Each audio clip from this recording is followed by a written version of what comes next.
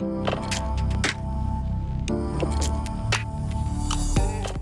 how's it going, YouTube? Sigma Gents here, and I've got another video for you. This time we're going to take a look at a clip from Dr. Phil featuring Rollo Tomassi. So yeah, let's go ahead and get right into it. What rights don't you have? We don't have reproductive rights. You we have don't reproductive rights. Not everywhere. We don't have equal pay. You do have equal pay. We do not have equal pay. No. You do have equal pay. I actually did a Google search yesterday because I was looking at what career path I want to go down for permanence of that. And I know that's a big canard right now. 77 cents. What is it? 80 cents. Where are we at? They keep moving the slider there. So what Rollo Tomassi is referring to is the idea that women are being paid 77 cents to the dollar compared to their male counterparts. And that's not exactly true, right? There are a lot of factors that go into the reasons why men in general are making more money than women. But it's not because, you know, a woman in a certain career field is making less than a man in that exact same career field. There are many factors to it. You got to factor in hours worked. You got to factor in time off. You have to factor in the aggressiveness of how you negotiate your pay, how you negotiate pay raises and bonuses. So there are many factors that go into why men in general make more money than women, but it's not because they are being paid unfairly. In fact, I think it was outlawed in the 1960s, the unfair payment of someone based off of gender or race, right? And I don't think that's exactly what's going on. There's a lot more to it, but let's go ahead and continue the video. anyway, I used a CEO as an example, and CEOs make a lot of money, but just as an example, That's called the apex fallacy, my dear. When you're looking at the CEOs at the very top of the pyramid and you're not looking at the vast majority of men who are at the bottom of the pyramid, and that is your standard, that's what's known as the apex fallacy. There's a pay gap all the way down there. The pay gap applies all the way down. Her name is Alicia, not my dear. Oh, sorry. And what she's saying is true. There is a difference in pay, and you're Because all women about. choose different career paths. I think you know this Well, already. that's why I brought the CEOs in the example. Women CEOs per week make, and this was an average that I saw online, $562 less per week than a male CEO. Okay, all right. I want to address that point that she made. So women CEOs are making less than male CEOs. Well, CEO of what? Are we talking about CEOs within the same organization, or are we talking about different companies altogether? The CEO of one company is going to make a lot more money than the CEO of another company if that first company is doing significantly better. So we need more details. Are you just comparing random female and male CEOs without correlating what industries and what companies these individuals are CEOs of? Because that's going to play a factor. And also, Rollo Tomassi mentioned something about career path. What jobs are being chosen, right? And we know that typically the career fields that are dominated by men, specifically STEM fields, tend to pay a lot more or significantly more than career fields that are dominated by women, which are like social work and teaching and nursing. Those fields pay less. So again, many factors go into this idea of a gender pay gap. There is a difference overall in the pay that men in general have versus women, but it's not because women are being paid unfairly. It's because of many factors, which include what career choice you go into. On average, that's like the highest you can get. How many CEOs are there when The main male reason or for the pay female? gap now is that women take more time out to care for children. Whether that's a choice or not is the real question, but it's mostly a parenting gap. And men who take time out to care for children, like I did, also see a decline in their earnings. So it's the way we divide up It's the the math childcare problem that you're looking that is at. driving it. But the question then is like, well, why is that? And why do we make it so hard for parents, whether it's fathers or mothers, to combine raising kids with pursuing a career? That's the real conversation we should be having, rather than this made up gender war that we're currently stuck in. So that's a good point. He makes a really good point. So whoever's the primary caregiver of the child, which typically on average tends to be women, it's going to impact their earnings. They have to take more time off, maternity leave. And, you know, if the child is sick, that parent has to sacrifice some of their earning potential to take care of the child. And again, it's mostly women who do that. So that also feeds into this idea of a gender pay gap. So there are many factors to it. It's not just that women are being paid unfairly. And in fact, I don't think it's that at all. I think it's all these other things that we factor into it that really create that gender pay gap. It's so hard for men to be in their children's lives. I mean, that's what I go back to. Like, we have active fathers in the room talking about it, but I suspect that the big issue is that we have 17 to 30 million children growing up without fathers. 40% of children are born out of wedlock today, and those kids, typically 2 out of 5 children do not have a father in their home. Who should teach masculinity? Your dad. And then extra. I agree that fatherhood is actually fatherhood is superfluous right now. Men are superfluous right now. You will hear women say, "I don't need a man, but I want a man." It's no longer about need. Sorry, who says fatherhood's superfluous? Every last person I have ever done an interview with. Okay, here's the thing.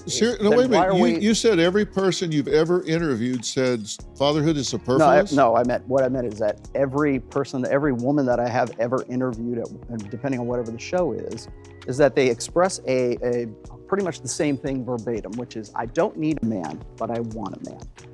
The reason why they don't need a man is because they have gotten to the point right now where we have put women into the workplace, we've put women into major universities right now. We have essentially taken the side of women's mating strategy where they need a man who can provide, protect, and provision. And we said, ladies, men are bums. Men are either abusive or they are Homer Simpson. They're that buffoon stereotype that we see in sitcoms, or they're incompetent right now. What are you talking about? Do you want to be needed though? But do you want to be needed or want it? That's the dynamic that I'm talking about right now is you've got women who are looking for men who are economically attractive, correct? No. You don't think, okay, because right up until about 2020, that was a major concern across mainstream media, was women could not find a guy who is their equal. So Rollo Tomassi is making some really good points here. The major point that he brought up here is the fact that men are becoming superfluous, or men are being labeled as superfluous. I don't think we truly are becoming superfluous. I think it's a pervasive idea that's being pushed that men are superfluous, meaning they're unnecessary. We're just here and we're really not needed anymore. There was a time when men were needed, and now that time is gone. And this is a common idea. You know, you see it everywhere. You see it in media, you see it in TV, you hear it in music. Women are openly saying, you know, I don't need a man. I'm strong and independent. I don't need no man, right? This is a common statement, and it's becoming more common with the younger generation. So I think Rollo Tomassi is absolutely right in his assessment here. The thing I really dislike about this situation is Dr. Phil's response to what Rollo Tomassi says. Rollo Tomassi has a valid gripe that men are being seen as superfluous and unnecessary in today's society. And Dr. Phil's knee-jerk response is to say, what are you talking about? And this really goes to show that men aren't valued within society as they should be, because when a man has a gripe and it's a valid gripe, it's automatically dismissed as you're crazy. That's not true. There's no way that could be the case. However, if you reverse it and you have someone of the opposite gender expressing the same problem, the knee-jerk reaction is to say, okay, what is causing you to think that? And let's change that. Let's modify what's causing you to believe that you're unnecessary in today's society. But for a man, if a man expresses that, it's the man who's crazy. He's out of his mind. Let's ignore it. So that's the biggest problem. And I think people like Dr. Phil are part of the problem. But yeah, let's go ahead and continue. Women want men who've got their act together. And it seems like, right, and that can be in lots of different ways. So do women want men who are going to be shoulder to shoulder with them, partners, parents, breadwinners? Do they want guys who have their act together? You bet. And I don't think that there's anything wrong with women holding out for men who've got their act together. It may intimidate men that they're not on the white knight role, coming in and fixing everything and bringing the money, but that doesn't mean that there's not a role in a meaningful relationship for a man. And there it is, right? It's the shaming language that men like Dr. Phil like to deploy. You know, he said it's an intimidation thing. Men are intimidated when they don't feel like they're needed in a relationship. It's not an intimidation thing. It's not that men are in relationships where they don't feel like they're needed, because most men in relationships will tell you that they have a role to play in their relationship. It's not in that way that Rollo Tomassi is referring to. Rollo Tomassi is a married man. It is in the way that society pushes the idea that men are superfluous. And who is this affecting most? This is affecting young men who are growing up. They don't know exactly what the future holds for them. And they're constantly being told that grown-up men are goofballs and idiots and they're not needed. And so what do these young men have to look forward to when they get older? To being superfluous? This is the problem, right? It's not grown men who feel superfluous. I'm too old for that. I know what I'm capable of. I know what I am supposed to do. I'm living my life. But young men growing up in this society that's pushing this pervasive idea that men are not necessary, that is the problem. And people like Dr. Phil, who are dismissing this as, oh, you're crazy. That's not a thing. It is a thing, and it's only going to get worse. I'm raising a son, and I don't want him to grow up in a world that sees him as unnecessary. That's not what I want. Correct. And no one's denying that. And there's no question. It's And all women. for us too, and we had to adjust too. I mean, we have mothers. My mom was a stay-at-home mom who's a pastor and submissive to my military dad, and I am the exact opposite. And it's hard to identify. You're like, does that make me not feminine? You know. So I do agree with a lot of what Rollo Tomassi said. Specifically, you know, the thought that there is this pervasive idea in Western society that men are superfluous, that men are unnecessary, and that's a dangerous idea, right? Not so much for older men who already know their place in life. You know, I'm 42. I already know what I'm doing in life, and I really don't care if women feel like they need me or not. That's fine. But I think for younger men, it might be a much more difficult thing to contend with, right? To, you know, imagine a young man growing up. He hasn't hit his stride yet. He doesn't really know what he's doing. He's confused. To be constantly bombarded with this idea that men are superfluous, they're not needed, they're buffoons, they're idiots, you know, who needs them? That's got to be rough. And so, you know, we got to be careful with that message. And I think we need to talk about it. I think we need to be aware of it. And I think it needs to stop. Men are needed. They always have been, and they always will be. And that should be the message that we're putting across. Not that, you know, men are no longer needed because women can fend for themselves. You know, one of the big reasons why women can fend for themselves is because men have civilized the world to allow them to do that. But that's, you know, I talked about that in another video. You guys can go watch that. But yeah, let me know what you guys think in the comments. Am I off base with this one? Please like, share, subscribe, and I'll see you next time. Take care. I don't need a man. I don't need a man. But guess what? I want you, and that's the difference. Do you think men are important? Like for what? We'll take a break. We need men. I don't personally think so. I'm doing fine without them. Do we need men? No. Why? We can do things ourselves. No. Do we need men? Honestly, no. Do we need men? No. Why? Because they suck.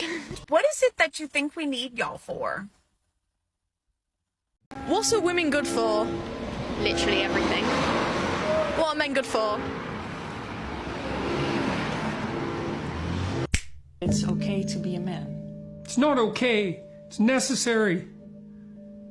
What the hell are we going to do without men? You look around the city here, you see all these buildings go up. These men, they're doing impossible things. They're under the streets, working on the sewers. They're up on the power lines in the storms and the rain. They're keeping this impossible infrastructure functioning. This thing that works in a miraculous manner. The gratitude for that is sorely lacking. I'm proud of you, dude. It's hard. You know, I'm proud of you. I'm proud of you because I know how hard it is to take care of ourselves. You know, I know how hard it is to take care of ourselves. Realizing that I have to daily show up for myself if I want my life to be what I want it to be. Right. It is a battle.